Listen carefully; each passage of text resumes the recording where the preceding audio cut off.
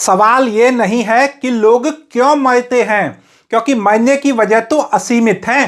टूटी पुलिया, अवैध रेत खनन का ट्रैक्टर, बिजली का खंभा, गिरती दीवारें, टूटता पुल, जलते अस्पताल, डूबती नाव, भगदड़ या जाती तूफान। असल सवाल यह है कि प्रशासन मुआवजे की डील कितने पर फाइनल करता है, यानी जान की बोली कितने लाख में लगाई जाती है। मुआवजा अब केवल राहत नहीं, एक रिवाज बन चुका है।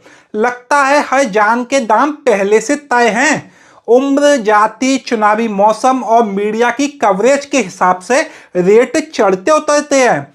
अब किसी दुर्घटना में मरा आदमी जब तक जिंदा था किसी काम का नहीं था, लेकिन जैसे ही उसने आखिरी सांसें ली वह दुखद हो गया।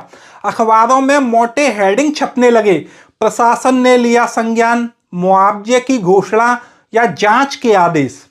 प्रशासन में बैठा हर अफसर अब भावुक नहीं, अकाउंटेंट बन गया है।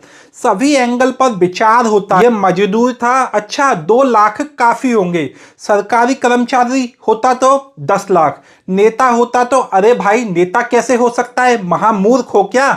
सरकार कहती है देखो हमने संवेदना जताई, अफसर कहते हैं देखो हमने फाइल क्लोज कर दी, पीड़ित के घर वाले कहते हैं कम से कम कुछ तो मिला, और पड़ोसी फुसफुसाते हैं इतना मिल गया, वो कम है क्या। कभी कभी तो लगता है कि प्राकृतिक मृत्यु से मरना सबसे घाटे का सौदा है। ना टीवी पर खबर, ना नेताओं की सहानुभूति और ना ही मुआवजा। आदमी मर गया, मुआवजा मिला, बस एक सवाल रह गया, कितना मिला। कैसे मरने के बाद एक आदमी की जिंदगी की कीमत आंकना हमारी प्राथमिकता है। कितनी भी भयानक मौत हो कोई फर्क नहीं पड़ता। सवाल यही है, क्या मुआवजे की डील फाइनल हुई?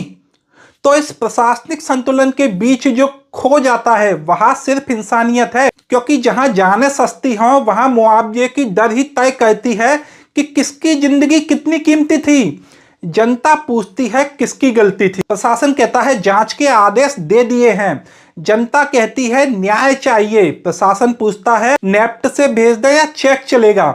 मरने वाला चाहे जिंदा रहते भूखा था, पर जैसे ही उसने दम तोड़ा उसकी जान का मूल्य तत्काल तय हो गया। यह मुआवजा अब संवेदना नहीं बल्कि भविष्य की योजना बन चुका है, जिसमें लाभार्थी बनने के लिए शर्त बस इतनी है, मर जाइए लेकिन खबर बनकर।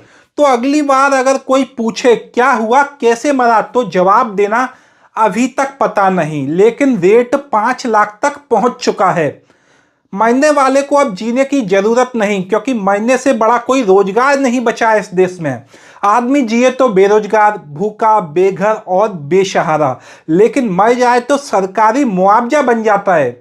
ऐसे मुआवजे के बाद शहर के किसी कोने में कोई असहाय व्यक्ति सोचता ही होगा काश मैं भी मर गया होता, थोड़ी राहत तो घर वालों को मिलती।